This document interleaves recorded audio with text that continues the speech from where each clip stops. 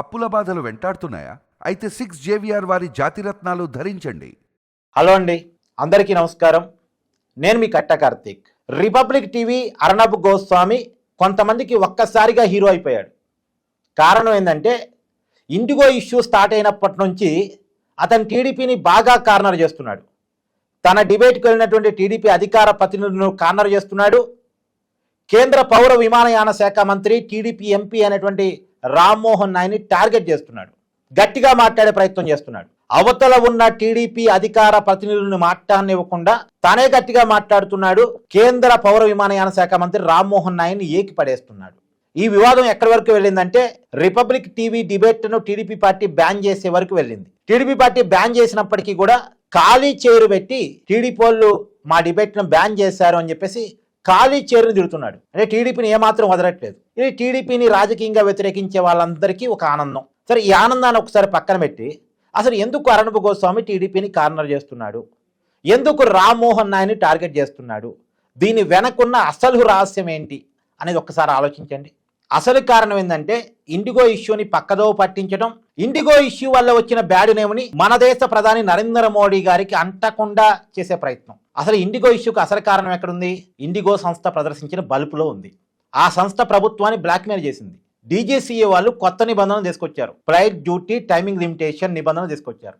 ఆ నిబంధనలు అమలు చేయాలి. మిగతా సంస్థలు అమలు చేస్తున్నాయి, కానీ ఇండిగో సంస్థకి అమలు చేయడం ఇష్టం లేదు. ఎందుకు ఇష్టం లేదు అంటే అవి అమలు చేయాలంటే కొత్తగా పైలట్స్ని తీసుకోవాలి. కొత్తగా పైలట్స్ని తీసుకుంటే ఇండిగో సంస్థకి లాభాలు తగ్గుతాయి, ఖర్చు పెరిగింది. తన లాభాలు తగ్గించుకునే ఉద్దేశం లేదు, ఖర్చు పెంచుకునే ఉద్దేశం లేదు. మరి అమలు చేయను అని చెప్పే ధైర్యం లేదు. అమలు చేయను అని డైరెక్ట్గా చెప్పలేదు, ప్రభుత్వానికి కోరలేదు. కోరినా ప్రభుత్వం సడలింపులు ఇవ్వదు. ఏం చేయాలి? ప్రభుత్వాన్ని బ్లాక్మెయిల్ చేయాలని డిసైడ్ అయిపోయింది. కావాలని బ్లాక్మెయిల్ చేసిన మొదలెట్టింది. మరి బ్లాక్మెయిల్ చేసేంత బలుపు ఎక్కడి నుంచి వచ్చింది? బలుపు ఎక్కడి నుంచి వచ్చిందంటే విమానయాన రంగంలో ఇండిగో సంస్థకి మోనోపోలీ మార్కెట్ క్రియేట్ అయ్యి ఉంది. మొత్తం విమానయాన సర్వీసుల్లో 68% షేరు కేవలం ఇండిగోదే. ఒక 55 డెస్టినేషన్ పాయింట్కి కేవలం ఇండిగో మాత్రమే విమానాలు నడిపిద్ది అంటే ఎంత మోనోపోలీ మార్కెట్ ఇండిగో సంస్థకు ఉందో మీరు అర్థం చేసుకోండి. ఇంత మోనోపోలీ మార్కెట్ ఉండటం వల్ల మొత్తం విమాన సర్వీసుల్లో 68% షేరు ఇండిగోదే కావటం వల్ల వచ్చిన బలుపుతోటి ప్రభుత్వాన్ని బ్లాక్మెయిల్ చేసింది. మరి ఈ మోనోపోలీ మార్కెట్ 28% అనేది ఎప్పుడు క్రియేట్ అయ్యి ఉంది? 2024 నాటికే క్రియేట్ అయ్యి ఉంది. గత కొంతకాలంగా కొద్దిగా మోనోపోలీ మార్కెట్ ఏర్పాటు చేసుకుంటూ వచ్చింది. 2019 నుంచి 2024 మధ్య విపరీతంగా మోనోపోలీ మార్కెట్ ఇండిగో సంస్థ క్రియేట్ అయ్యి ఉంది. కార్పొరేట్ గుత్తాధిపత్యం క్రియేట్ అయ్యి ఉంది. రామ్మోహన్ నాయుడు గారు ప్రధానమంత్రిగా మోడీ గారు 3వ బాధ్యతలు చేపట్టిన తర్వాత కేవలం 18 నెలల క్రితం మాత్రమే పౌర విమానయాన శాఖను తీసుకున్నారు. అప్పటికే ఇండిగో సంస్థ మోనోపోలీ మార్కెటింగ్ క్రియేట్ చేసుకొని ఉంది. ఇప్పుడు రామ్మోహన్ నాయుడు గారు కావచ్చు, లేదా డీజీసీఐ కావచ్చు, కొత్త నిబంధనలు తీసుకొచ్చారు. Flight duty timing limitation. ఈ నిబంధనల్ని అమలు చేయాలి నవంబర్ 1వ తారీఖు నుంచి. ఇప్పటికే కొన్ని నిబంధనలు జూన్, జూలై, ఆగస్టు నుంచి అమల్లోకి వచ్చాయి. ఇంకొన్ని నిబంధనలు నవంబర్ 1 నుంచి అమలు చేయాలి. అమలు చేయటం ఇష్టం లేక ఇండిగో సంస్థ ప్రభుత్వానికి వ్యతిరేకంగా బ్లాక్మెయిలింగ్ దిగింది. ప్రయాణికుని ఇబ్బంది పెడితే ఆటోమేటిక్గా ప్రభుత్వం దిగి వస్తే అనుకుంది. ప్రయాణికుని ఇబ్బంది పెట్టింది. మరి ఈ విషయాన్ని అరుణ్ గోస్వామి ఎందుకు మాట్లాడట్లేదు? అసలు ఇండిగో సంస్థకి మోనోపోలీ మార్కెట్ ఎలా వచ్చిందో ఎందుకు మాట్లాడట్లేదు? మోనోపోలీ మార్కెట్ రావడానికి ఉన్న కారణం కేంద్ర ప్రభుత్వ పాలసీలు.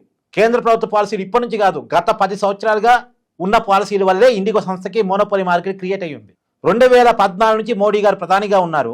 ఎందుకు ఇంత కార్పొరేట్ గుత్తాధిపత్యం వచ్చింది అనే విషయాన్ని అరుణ్ గోస్వామి ఎందుకు ప్రశ్నించట్లేదు? ప్రభుత్వాన్నే బ్లాక్మెయిల్ చేసే స్థాయికి ఒక కార్పొరేట్ కంపెనీ ఎలా ఎగబాకింది అన్న విషయాన్ని అరుణ్ గోస్వామి ఎందుకు మాట్లాడట్లేదు?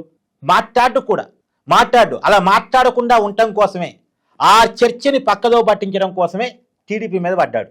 ఎందుకు? పౌర విమానయాన శాఖ టీడీపీ చేతిలో ఉంది కాబట్టి, అందులో తెలుగువాడి చేతిలో ఉంది కాబట్టి ఆ నార్త్ ఇండియా జర్నలిస్టులకి తెలుగు వాళ్ళన్నా సౌత్ ఇండియన్ అన్న చులకన భావం, వాళ్ళ ఒక రకమైన భావజాలం. అందులో అతనేమి న్యూట్రల్ జర్నలిస్ట్ కాదు. Arnab Goswami BJP right wing సంబంధించిన అనలిస్టు. అతని డిబేట్ని కాంగ్రెస్ పార్టీ ఎప్పుడో బైకాట్ చేసి పడేసింది. కాంగ్రెస్ పార్టీ పోదు. కాంగ్రెస్ పార్టీ తరఫున కొంతమంది అనలిస్టును కూర్చోబెట్టుకుని వాళ్ళని తిడుతూ ఉంటాడు. కాంగ్రెస్ పార్టీ బైకాట్ చేసినటువంటి, అంటే కాంగ్రెస్ పార్టీ సస్పెండ్ చేసిన వ్యక్తులని వీళ్ళని డిబేట్కి వెలుసుకొని వాళ్ళని నిడుతూ కాంగ్రెస్ నిడుతున్నట్టు ఆనందపడతా ఉంటాడు. అవతల Congress party official spokes person ఉన్నాడు, ఎవరు అర్నబ్ గోస్వామి పిలిచిన గెస్ట్ ఉంటాడు. అలాంటి వాళ్ళని తిడుతూ ఆనందపడి నేను కాంగ్రెస్ని తిడుతున్నా అనుకుంటాడు అర్నబ్ గోస్వామి. రెండోది అవతల వాళ్ళని మాట్లాడాడు. సో అతనే యాంకర్ కావటం వల్ల అతనికి ఒక అడ్వాంటేజ్ ఉంటుందిగా, స్టూడియోలో ఉంటాడు, మిగతా వాళ్ళంతా బయట జూముల్లో కెమెరాల్లో ఉంటారు. దాన్ని అడ్వాంటేజ్గా తీసుకొని అవతల వాళ్ళని మాట్లాడి కూడా తనే ఎగబాగుతూ ఉంటాడు, తనే మాట్లాడుతూ ఉంటాడు. ఒక డిబేటరు ఏం చేయాలి, అవతల వాడిని మాట్లాడించాలి. నువ్వు క్వశ్చన్ అడగాలి, అవతల వాళ్ళని అభిప్రాయాన్ని చెప్పనివ్వాలి. కానీ క్వశ్చన్ అతనే అడుగుతాడు, అభిప్రాయం అతనే చెప్తాడు, అన్ని అతనే అరుస్తూ ఉంటాడు. అది అరవటం డిబేటా? అవతల వాళ్ళ అభిప్రాయం చెప్పనివ్వాలి కదా, నువ్వు జర్నలిస్ట్గా చెప్పనివ్వడు. తన ఒక పార్టీ ఐడియాలజీని మోసుకొని వస్తూ ఉంటాడు. అతని స్క్రిప్టు, అతని డిబేట్ టాపిక్ అంతా ఎక్కడ డిసైడ్ అయితే దేశం మొత్తానికి తెలుసు. ఇప్పుడు అతన్ని హీరోని చేయటం ఎందుకు హీరోని చేస్తున్నారు?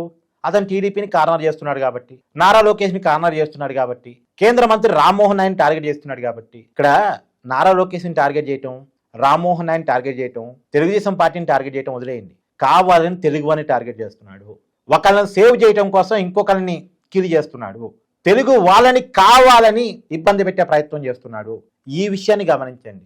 ఈ విషయాన్ని గమనించకుండా అర్నబ్ గోస్వామి మేము నెత్తి మీద పెట్టుకుంటాం, నెత్తి మీద పెట్టుకుని ఊరాకండి, ఇబ్బంది ఏం లేదు. కానీ తెలుగు వారికి అవమానం జరిగినప్పుడన్నా స్పందించండి. తెలుగు వాడిని కారణం చేస్తున్నప్పుడన్నా స్పందించండి. కావాలని తెలుగు వాడితోటి తెలుగు వాడిని ఇబ్బంది పెట్టడానికి కోసం ప్రయత్నం చేస్తున్నప్పుడన్నా స్పందించండి. Thank you.